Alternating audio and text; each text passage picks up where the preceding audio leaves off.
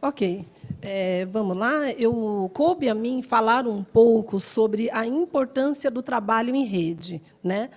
Falar do trabalho em rede é falar um pouco sobre os espaços de tratamentos existentes, né? E as possibilidades e a indicação de cada serviço para cada tipo de tratamento e como que o familiar se insere em cada um desses serviços, tá?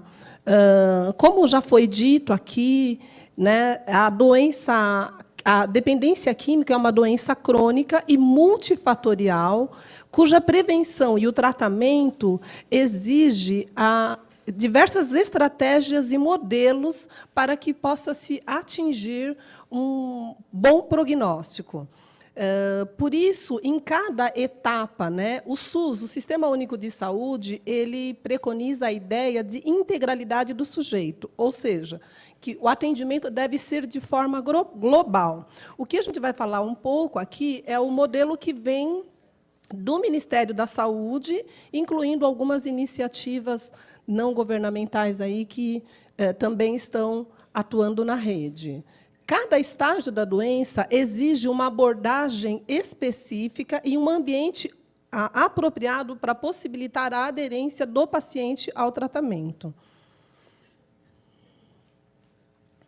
Falando em ambiente, nós vamos descrever aqui 6 ambientes que são conhecidos, todo mundo já deve ter ouvido aí falar, em ambulatórios especializados, em CAPs, que são Centro de Atenção Psicossocial, os CAISMs, que são Centro de Atenção Integrada à Saúde Mental, e enfermaria especializada, comunidade terapêutica, moradia assistida, e a gente vai falar um pouquinho sobre grupos de mútua ajuda também como ambiente de tratamento. Ixi, foi para lá. Falar um pouco sobre o ambulatório especializado, né? O ambulatório especializado é composto por médicos, psicólogos, assistentes sociais, terapeutas ocupacionais e educadores. Às vezes, pode ter outros profissionais compondo, porém, a equipe básica para a formação de um ambulatório de especialidade é esse, um ambulatório especializado no tratamento da dependência química. Ele tem como objetivo alcançar a abstinência ou reduzir os danos decorrentes do uso e possibilidades para que os usuários e seus familiares enfrentem as situações de crises.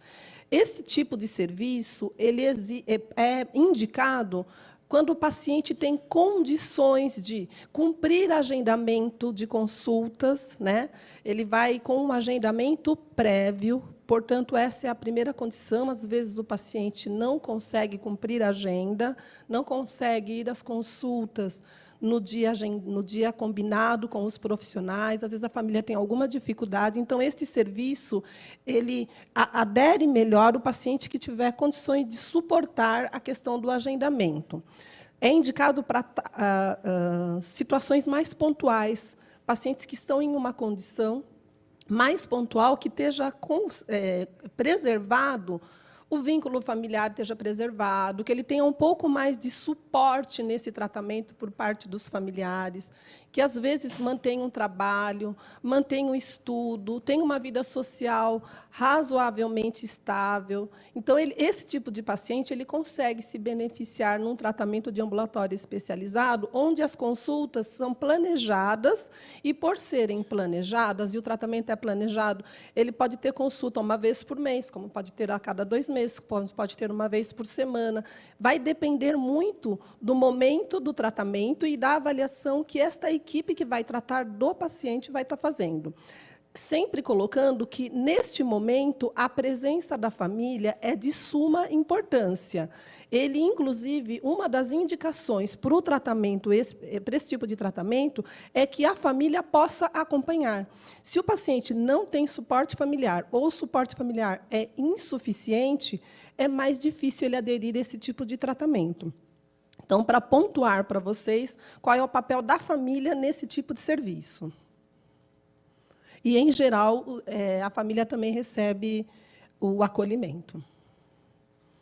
Os CAPs. Os CAPs são, são serviços ambulatoriais também, um serviço onde indicado para pacientes que têm uma complexidade maior, ele já tem um padrão mais grave de dependência, já tem complicações, às vezes, físicas, complicações psiquiátricas, e tem menor suporte social. Eu não diria suporte familiar, mas suporte social no sentido de que já teve perdas importantes e que, portanto, esse tipo de paciente ele teria condição, e até para a reestruturação dele, a frequência com que ele vai ser acompanhado nesse serviço é uma frequência maior.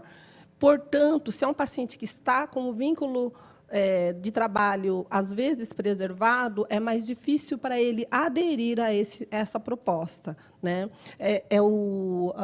Existem dois tipos de CAPs, né, hoje. Um CAPs que funciona das 7 às 19 horas. Depois eu vou falar um pouco mais sobre o perfil desse paciente, tá? Mas, falando um pouco do CAPs, tem CAPs 2, que é um CAPs que funciona de segunda a sexta-feira, no período das 7 às 19 horas.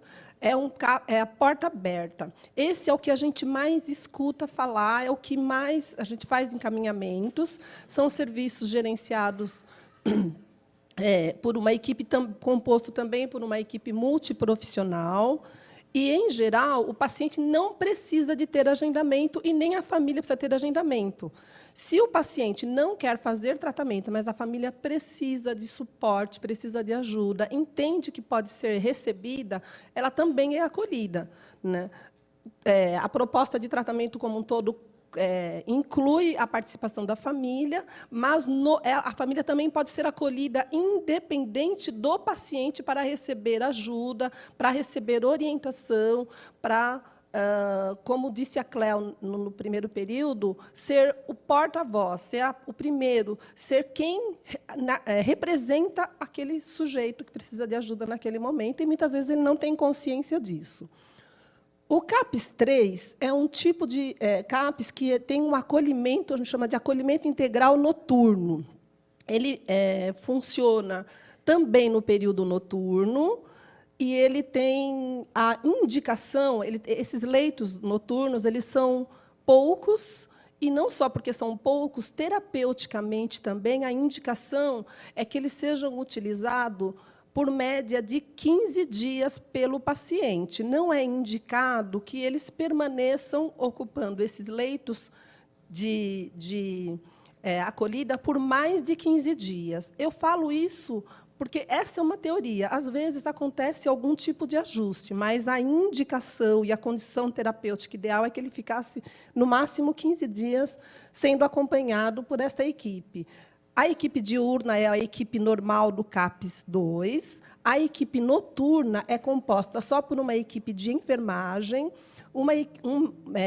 Os médicos fazem o plantão à distância e tem os monitores, que são agentes redutores de danos, que participam também desta ajuda. Tá bom? Falar um pouco sobre o perfil de paciente que pode se beneficiar desse tipo de serviço. São pacientes que, em geral, estão com um padrão elevado de dependência. Em geral, hoje, o CAPS consiste na porta de entrada para o sistema de tratamento de saúde mental e, principalmente, a porta de entrada de saúde para o tratamento dos dependentes químicos e seus familiares. Qualquer outro desdobramento sempre passará pelo CAPS, né?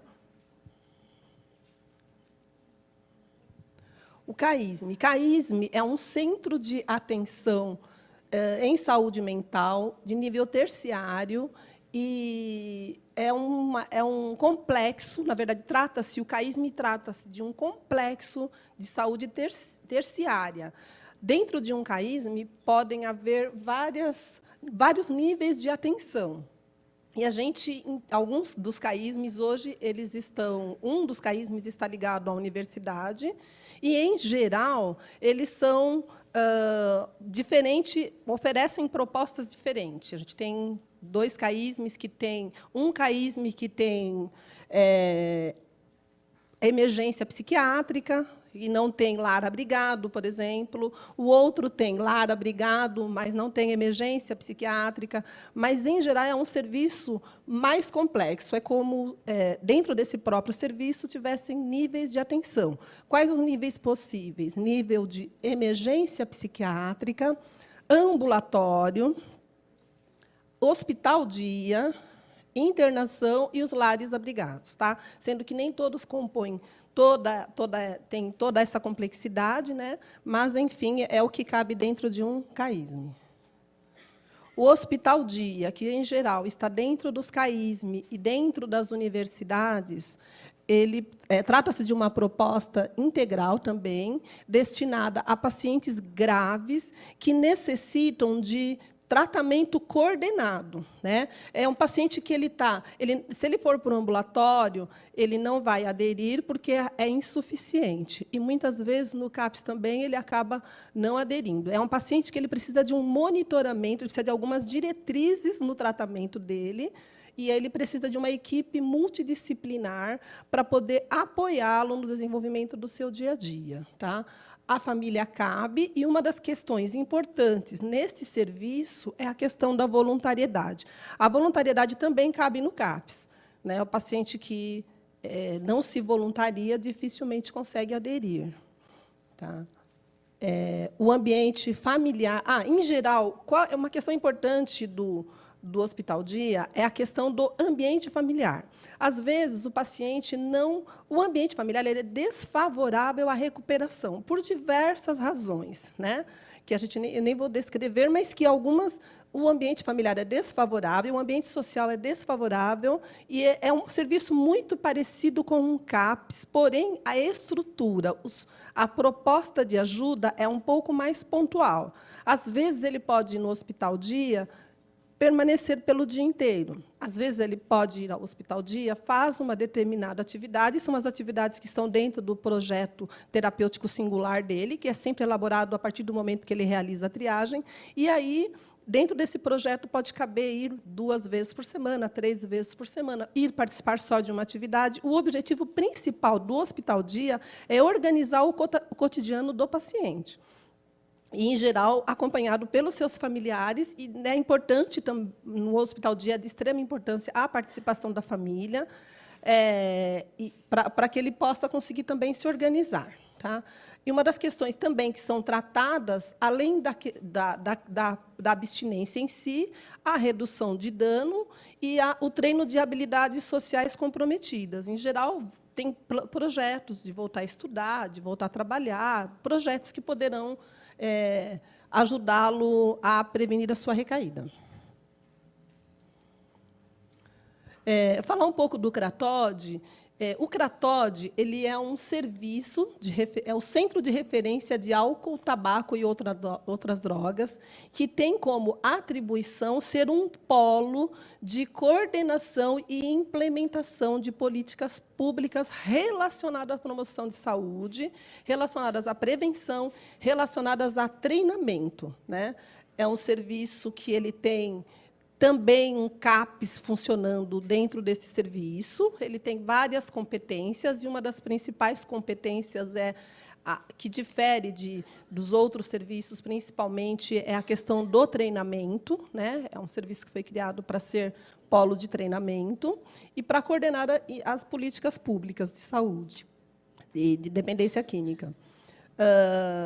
Hoje ele tem algumas competências aí ampliadas, que é o acolhimento de pacientes. Eles têm lá um pronto atendimento. Tem um CAPS que funciona também dentro do complexo. Ainda coordena algumas ações da região da Cracolândia, que é o programa Recomeço, que também a gente não vai falar sobre o programa Recomeço, que não é o nosso objetivo, mas dizer que ele também está dentro. Cabe ao CRATOD coordenar ações ligadas ao programa. ele tem um tratamento extra-hospitalar, ou seja, ele é possível, a partir do acolhimento no CRATOD, ele ser encaminhado para uma comunidade terapêutica, a gente vai falar depois do que é. Ele tem um serviço que funciona para tratamento específico de dependentes de nicotina, um programa específico, e ele tem como uma das competências também a capacidade a capacitação de recursos humanos para a área de tratamento e prevenção e intervenções. Existe também, dentro do CRATOD, um serviço de avaliação para as internações compulsórias, que também não vamos entrar em muitos detalhes, mas é um serviço que serve de apoio, principalmente para os familiares daqueles pacientes que estão se colocando em situação de risco, estão colocando a família em situação de risco, e que a família, às vezes, não tem como contar com a voluntariedade deles para realizarem tratamento. Então, eles têm lá um serviço específico para lidar com esse tipo de situação, que acaba aí finalizando com uma ordem judicial, ou para realização de tratamento, ou para internação, que é tudo também realizado dentro de um contexto que não fica essa decisão só lá. Em geral, a família vai procurar esse serviço eles entram em contato com a referência da família, é realizada visita domiciliar, é realizada uma série de tentativas de abordagem antes de se chegar numa internação compulsória. Mas é um serviço que beneficia principalmente as famílias que estão tendo prejuízo, cujos pacientes estão tendo prejuízo, e, obviamente, a família também, porém, não tem motivação para o tratamento. O paciente não tem motivação para o tratamento. O programa Recomeço, que são ações que têm como finalidade prestar assistência aos pacientes dependentes químicos que estão na região central da cidade. E, na verdade, esse programa ele tem várias frentes, vários serviços que também participam, como as unidades básicas de saúde. Tem uma série de serviços que funcionam, tem as tendas, que eles chamam de tendas, que são centros de acolhida. Tem uma série de ações que compreendem o programa Recomeço. Eu falo do programa Recomeço porque também está dentro dos ambientes possíveis para tratamento da dependência, para acolhimento de família, e, enfim, é um serviço de grande relevância para os pacientes que estão ali na região central. Também é composto por profissionais da área da saúde, agentes de saúde. Uma parte desse serviço é feito por agentes de saúde, por profissionais da área da saúde, que realizam o atendimento no local de uso dos sujeitos e os leva para tratamento no CRATOD. Tá? A enfermaria especializada. A enfermaria especializada é um espaço para tratamentos químicos que necessitam de desintoxicação. É um tratamento que tem como finalidade estabilizar o paciente e motivá-lo a dar continuidade ao tratamento fora da enfermaria. É recomendável que esse tipo de internação, esse tipo de leito, seja utilizado por 2 a 4 semanas. Né? Hoje, as complicações clínicas com as quais os pacientes vão para esse tipo de internação acabam fazendo com que eles fiquem, às vezes, um período superior a 4 semanas. Então, eu vou falar aqui do que é recomendável. Recomendável é que uma internação, vamos dizer aí, em uma enfermaria especializada, hoje, não passe de 4 semanas. Isto é o recomendável. É recomendável para pacientes que estão com intoxicação grave, que apresentam síndrome de abstinência, que apresentam complicações clínicas, que apresentam comorbidades psiquiátricas ou clínicas que o impedem de tomar uma decisão, de cessar o uso ou se comprometer com o tratamento. recomendável principalmente para pacientes que tiveram insucesso nas outras modalidades de tratamento. Essa é uma questão importante, porque, às vezes, o paciente vem com esse tipo de demanda, porém, ele nunca passou num CAPS, ele nunca passou num ambulatório. Então, o indicado é que se tente medidas menos agressivas, né, porque a internação já é uma medida um pouco mais que o separa mais do seu meio sociofamiliar. Então, isso é importante que ele tenha tido esse tipo de abordagem antes de ir para uma enfermaria especializada. É importante avaliar a questão da ausência ou insuficiente de suporte familiar. Às vezes, o paciente ele tem todas as condições e tem suporte familiar, e aí é indicado que, ao invés de ir para uma enfermaria especializada, ele tente fazer o tratamento, ou que seja encaminhado para um serviço onde ele possa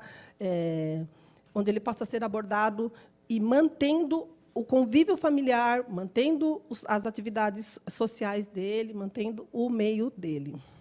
Então, ele é recomendável, principalmente quando isso já fracassou.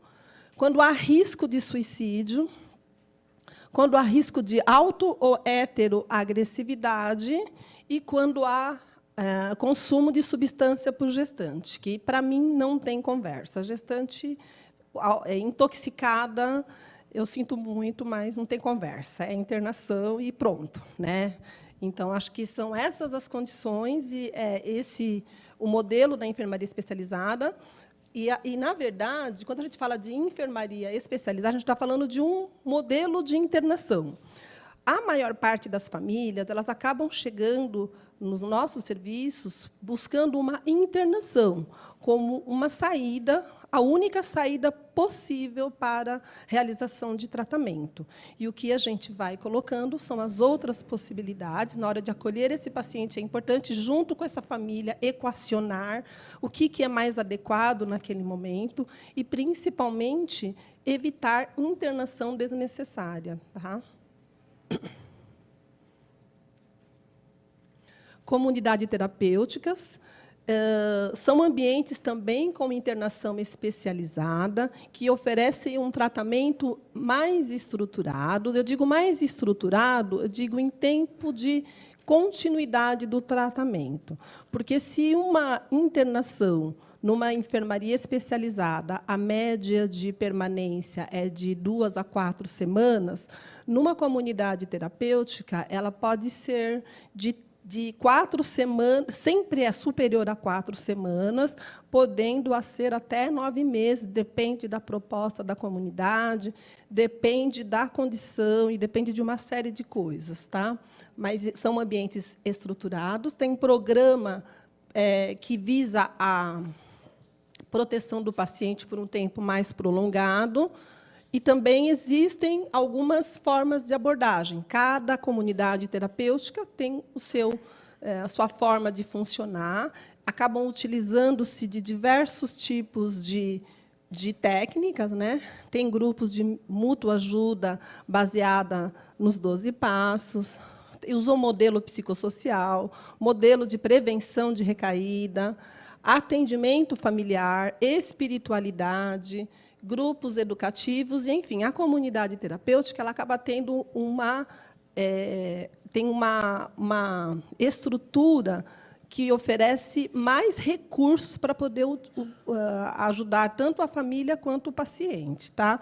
E, claro que, como eu disse anteriormente, é necessário saber em que momento que o paciente está para ir para uma comunidade terapêutica, em que momento que essa família se encontra, quais as iniciativas que já foram realizadas para que se chegue numa comunidade terapêutica. Pensa que, numa comunidade terapêutica, na maior parte das vezes, ele vai estar um período maior afastado de casa. Óbvio que vai depender da fase que ele tiver. Filho pequeno, por exemplo, deixou um nenenzinho, volta, o neném já está andando, já está com dente, já está com tudo. Então, tudo isso tem que ter indicação. E todos esses espaços de tratamento são úteis conforme a fase que cada paciente, que cada família está vivendo. Em todos cabe a participação da família. Falar um pouco de moradia assistida. Tá? A moradia assistida é espaço terapêutico também, que cabe para os pacientes para retomarem as suas autonomias.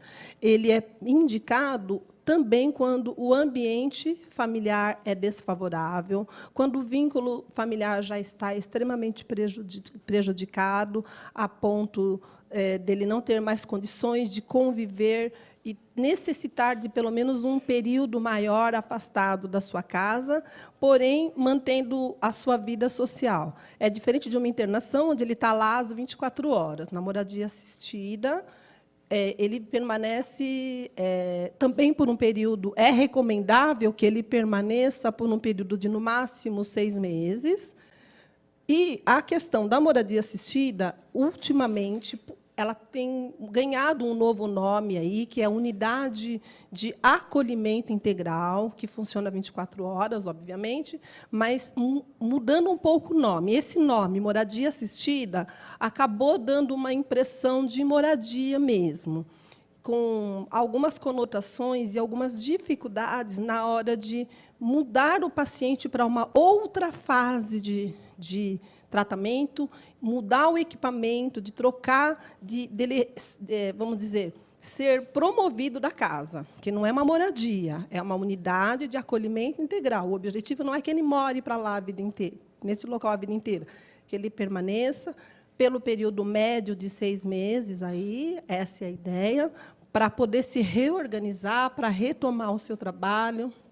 Né? Também é uma equipe. A equipe, geralmente, dessas unidades de acolhimento integral é a mesma equipe que coordena o CAPS. Então, geralmente, o AC está ligada a um CAPS. Tá? A equipe também é composta por terapeuta ocupacional, psicólogos e agentes redutores de danos. Agentes redutores de danos são, geralmente, monitores, são profissionais de nível médio, que também fazem o trabalho de monitoria, que ajudam os pacientes na organização do seu dia a dia. Né? Eles fazem um pouco o papel dessa família que, muitas vezes, nesse momento, está distante, até por conta das próprias complicações da doença. Tá? É recomendável, então, a permanência por até 6 meses, e as normas de convivência neste ambiente são elaboradas com a finalidade básica de promover a dignidade, a recuperação dos vínculos que ele tem aí prejudicado, recuperar os vínculos familiares.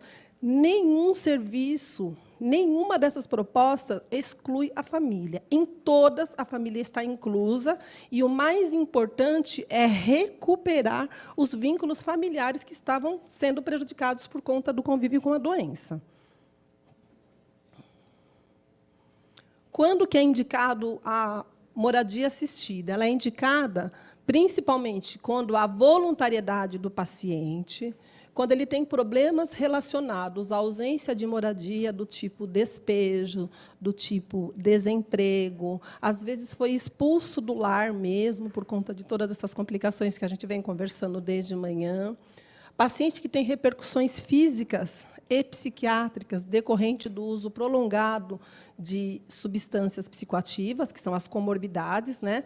Pacientes com comorbidade, às vezes, o convívio familiar fica muito difícil, e isso precisa ser trabalhado, porém, não dá para se trabalhar no mesmo ambiente. Por isso, muitas vezes, a moradia assistida ela é um equipamento importante, sem excluir a presença da família, sempre buscando resgatar, buscando recuperar o vínculo familiar. Quando tem problemas relacionados à violência doméstica, ou ele sofre ou ele pratica violência, né? Às vezes por conta da comorbidade, às vezes por conta das complicações da própria doença. Então, ele é recomendável.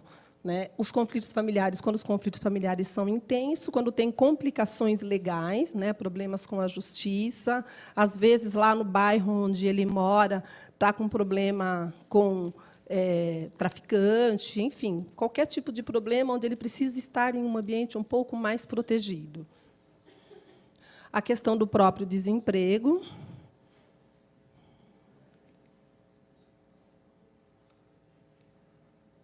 Tá.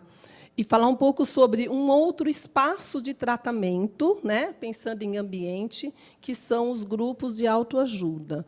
Os grupos de autoajuda, talvez até respondendo uma pergunta que foi feita no período da manhã, eles representam uma alternativa relevante para o tratamento de dependentes químicos e familiares.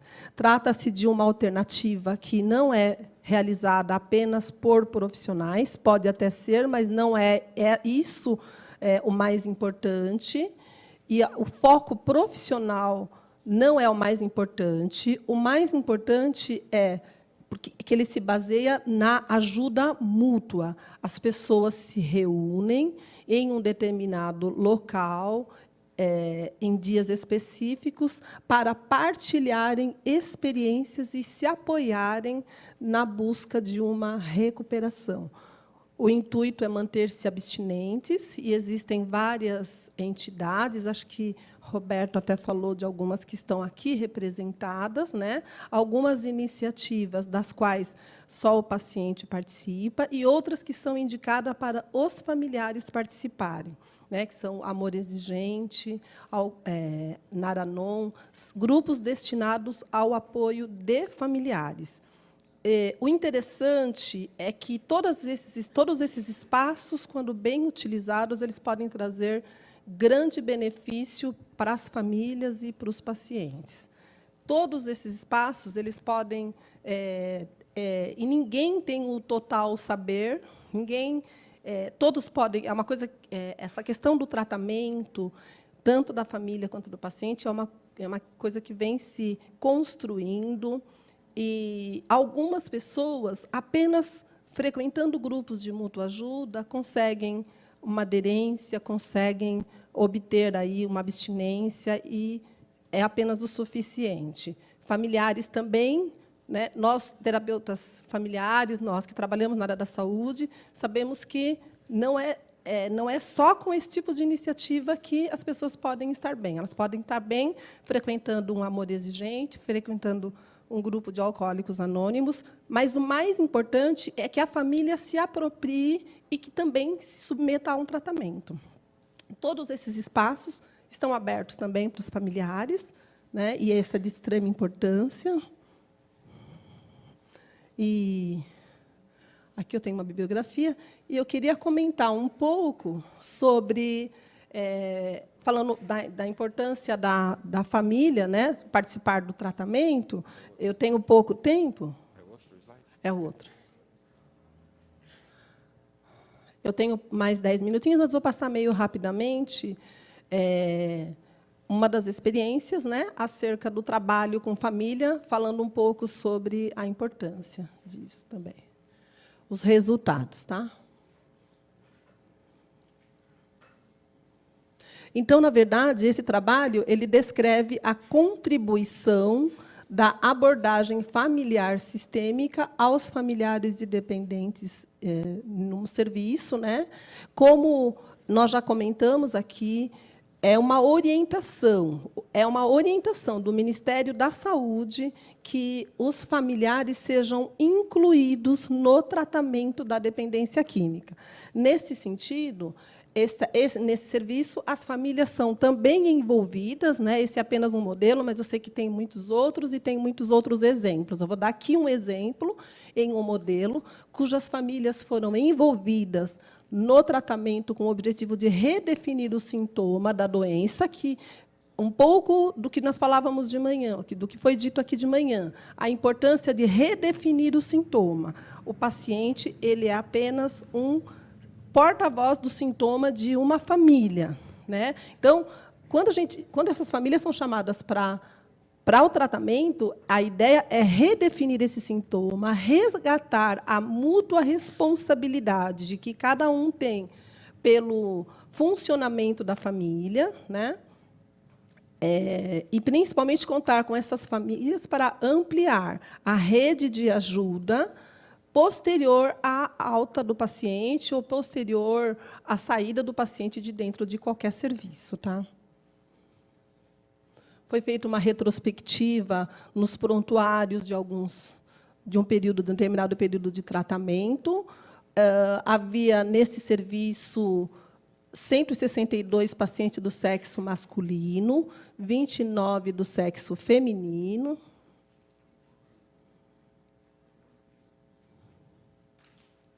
Ixi. Tá. As substâncias que eles usavam, 67 dos pacientes usavam cocaína, álcool, 15 usavam cocaína, 109 usavam múltiplas drogas. 10 pacientes desses não havia a presença das famílias. E o que nós constatamos nesse serviço é que esses 10 que tinham vínculo interrompido e que não quiseram que suas famílias fossem resgatadas, tiveram um empobrecimento maior no seu manejo, né, uma dificuldade maior de manejo, um empobrecimento maior na rede social. Foi mais difícil para eles continuarem o tratamento depois da internação, enfim, constatou-se uma dificuldade maior. Quanto aos cuja família participaram, foi possível essas famílias desenvolverem uma compreensão maior da dependência química, promovendo a busca construtiva de ajuda, né? Reavaliação dos sentimentos ligados à autoestima da família, vergonha, que era o que mais aparecia no começo, né? Que eles tinham vergonha, revolta, ansiedade, frustração, medo, e tudo isso foi trabalhado de forma muito positiva, porque eles se propuseram a isso, né? Houve um fortalecimento dos laços afetivos que tinham sido prejudicados pelo problema, uma ampliação de recursos internos para dar apoio à prevenção de recaída, isso falando do próprio paciente também. Ele possibilitou o engajamento no tratamento devido a uma consciência maior, tanto do papel, tanto da condição do paciente, como do papel da família. Então, aqui a gente observa que um dos aspectos importantes a ser considerado no tratamento da dependência química é o familiar, visto que, reforçando os aspectos positivos e estimulando a adoção de novas condutas e atitudes pedagógicas frente ao problema, os pacientes e familiares são capazes de reestabelecer seus objetivos e se engajarem em um novo processo terapêutico, permitindo uma postura mais funcional.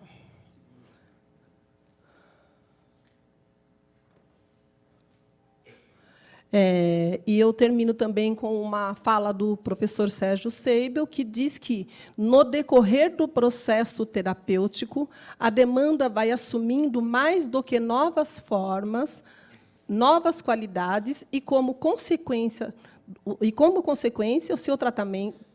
o seu tratamento vai promovendo novas possibilidades ao portador do sintoma e ao sistema familiar como um todo. Daí a importância da participação da família no tratamento. Ok? É o que eu tinha para passar para vocês hoje.